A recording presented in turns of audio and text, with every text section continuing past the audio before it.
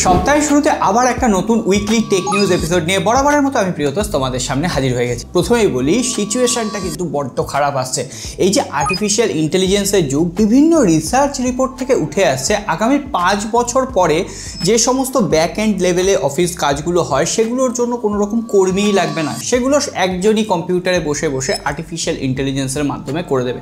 এমনকি এই 5 বছরের মধ্যে বিভিন্ন ছোটোখাটো রোবটও নাকি অফিসিয়াল ওয়ার্কের জন্য ব্যবহার করা হবে, যেগুলো মানুষের ওয়ার্কলোড কমিয়ে দেবে। অর্থাৎ নিজেকে এখনও তৈরি করো আর আমাদের সাথে থেকেও এই ধরনের ট্রেন্ডিং টেক আপডেটগুলো সবার আগে পাওয়ার জন্য। হ্যাঁ, অ্যাপেলের খবর রয়েছে, আমি জানি অ্যাপেল লাভাররা আগামীকালের লঞ্চ ইভেন্টের জন্য ওয়েট করছো। তার সঙ্গে সঙ্গে স্যামসাংয়ের বেশ কিছু খবর রয়েছে। চলো লাইকটা করে দাও, নতুন হয়ে থাকলে সাবস্ক্রাইব করে ঘন্টিটা বাজিয়ে রাখো, বস কাজে আসবে। তাহলে চলো প্রথমে অ্যাপেলকে দিয়েই শুরু করি।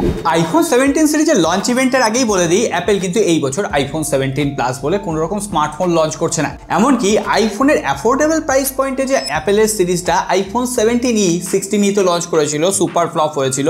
সো ওই ফোনটার সাকসেসর 17e কিন্তু আগামীকাল লঞ্চ করছে না, আগামীকাল লঞ্চ করছে iPhone 17, iPhone 17 pro, iPhone 17 pro max আর আইফোন 17 স্লিম। অলরেডি এই ফোনগুলোকে নিয়ে একটা ডেডিকেটেড ভিডিও তৈরি করেছি। আর আইফোন 17-এ এবার কিন্তু 120 হার্জের রিফ্রেশ রেট থাকছে, মোটামুটি 60 হার্জে আর আটকে থাকতে হবে না। আর প্রত্যেকটাতেই বায়োনিক A19 চিপসেট থাকছে, বাদবাকি অনেকটাই আপগ্রেড থাকছে। তবে অনেকেই বলছে নাকি দাম বাড়বে। এখনও পর্যন্ত যেটুকু খবর রয়েছে দাম বাড়ার কোনো রকম খবর নেই। কিন্তু অ্যাপেলের আইফোন 17 লঞ্চ করছে মানে আমরা তো আইফোন 16-এর জন্য ওয়েট করছিলাম বস। কম পয়সায় বেশি পুষ্টিকর হবে আইফোন 16, আইফোন 15 এই সমস্ত ভ্যারিয়েন্টগুলো। কারা ফ্লিপকার্ট আর অ্যামাজনের বিগ বিলিয়ন ডে এর জন্য ওয়েট করছো অবশ্যই কমেন্ট বক্সে লিখে জানাও। কম দামে আইফোন কেনার সময় আসছে আর এটা নিয়েও ভিডিও আসবে।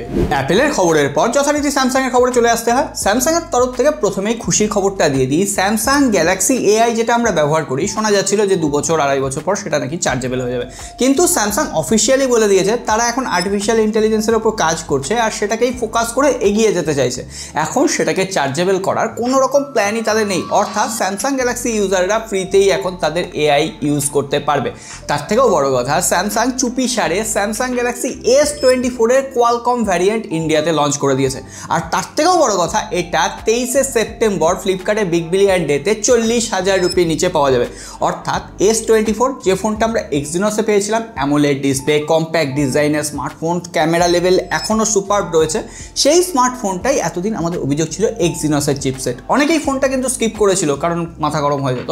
এবার যখন কোয়ালকম ভ্যারিয়েন্ট দিয়ে স্যামসাং S24 লঞ্চ করছে 120 হার্জের অ্যামোলেড ডিসপ্লে দিয়ে এবং কি 40,000 রুপির নিচে, তখন সেক্ষেত্রে কিন্তু এটা 40,000 রুপিতে সব থেকে বেস্ট চয়েস হয়ে যাচ্ছে। উপরন্তু স্যামসাংয়ের S সিরিজ মানে সেখানে 7 বছরের অপারেটিং সিস্টেম আপডেট। বলা হচ্ছে S24 নাকি out of the box Android 16 দিয়ে আসবে। সুতরাং পুরোনো স্মার্টফোন নয়, এটা কিন্তু একদম নতুন রূপে লঞ্চ হতে চলেছে। আর অলরেডি তো স্যামসাং S25 ফ্যান এডিশনও লঞ্চ করে দিয়েছে, যদিও এখনো ইন্ডিয়ান প্রাইসিংটা সামনে আসেনি। বলা হচ্ছে ওই 60 থেকে 62,000 রুপির মধ্যে হবে, যেখানে এক্সিনোসের 2400 চিপসেট থাকবে, 50 মেগাপিক্সেলের ট্রিপল লেয়ার ক্যামেরা, 12 মেগাপিক্সেলের ফ্রন্ট ক্যামেরা, 4900 mAh এর ব্যাটারি, 45 ওয়াটের ফাস্ট চার্জিং থাকবে।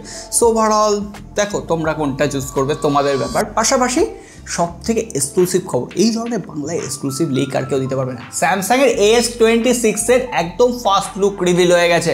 মোটামুটি এবার মনে হচ্ছে কোথাও গিয়ে আবার অ্যাপেলের ছোঁয়া লাগতে চলেছে। যাই হোক, S26 আলট্রা স্মার্টফোনটা কিন্তু চরম দেখতে লাগছে বস। পাশাপাশি S26 আসবে, S26 প্লাসও আসবে। আর এমনকি পরবর্তীতে শোনা যাচ্ছে S26 স্লিম বা এডজও লঞ্চ করবে, সেটা পরবর্তী লঞ্চ ইভেন্ট থেকে। সো দেখা যাক ওভারঅল এবার স্যামসাং কি করতে পারে। আগের বছরের মোটরোলা Edge 50 স্মার্টফোনটাকে তো মনে আছে কি ধরনের বিধ্বংসী একটা ইনিংস খেলে গেছিল। সেই Edge 50 নিওর সাকসেসর Edge 60 নিও কিন্তু লঞ্চ করে গেছে। আমাদের দেশে লঞ্চ করেনি, করছে।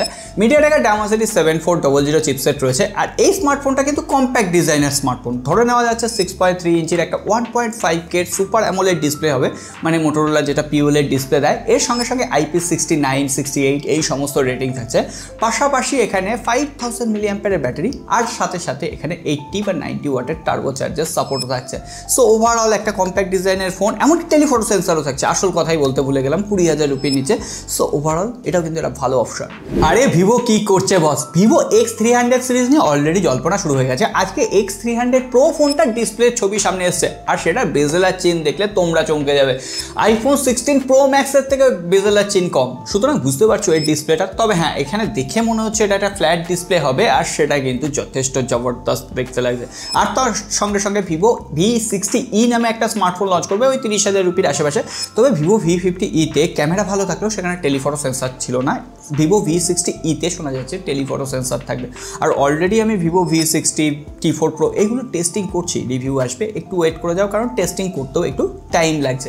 এরপরে সবশেষে দুটো এক্সক্লুসিভ লিক দিয়ে দিই। ওপো F31 সিরিজ লঞ্চ করতে চলেছে 15 September. Oppo F31, F31 Pro, এমনকি F31 Pro Plus, এইটার জন্য কিন্তু একটা সারপ্রাইজ রয়েছে ভাই। হতে পারে এই ফোনটা তোমরাও, যাই হোক ছেড়ে দাও। ওপো F31 Pro Plus এর রিভিউ আসবে আর তোমরা ইনস্টাগ্রামে জয়েন করে যেতে পারো সারপ্রাইজটার জন্য। টেক বেঙ্গল ইনস্টাগ্রামে সার্চ করলেই পেয়ে যাবে। বাদবাকি ওভারঅল কি স্পেসিফিকেশন থাকছে একবার স্ক্রিনে দেখে নাও। আর রিয়েলমির তরফ থেকে রিয়েলমি GT8 Pro, যেটা একদম ফ্ল্যাগশিপ লেভেলের সিরিজ হয়, সেই ফোনটা কেমন দেখতে হবে তারও এক্সক্লুসিভ ফার্স্ট লুক সামনে চলে এসেছে। দেখতে এবার ভালো লাগছে। ওই রিয়েলমি একই রকম ডিজাইন ছেড়ে এবার একটু অন্যরকম ডিজাইন, দেখতে আশা করি ভালো লাগবে। সো ওভারঅল আরেকটা জিনিসও দেখতে ভালো লাগছে, ওই সাবস্ক্রাইব বাটনটা জল করছে দেখো, একবার টিপে দাও, আরও দেখতে সুন্দর হয়ে যাবে। সকলে ভালো থেকো, সুস্থ থেকো, আর উইকলি টেক আপডেট আসতেই থাকবে। দেখা হবে আগামী।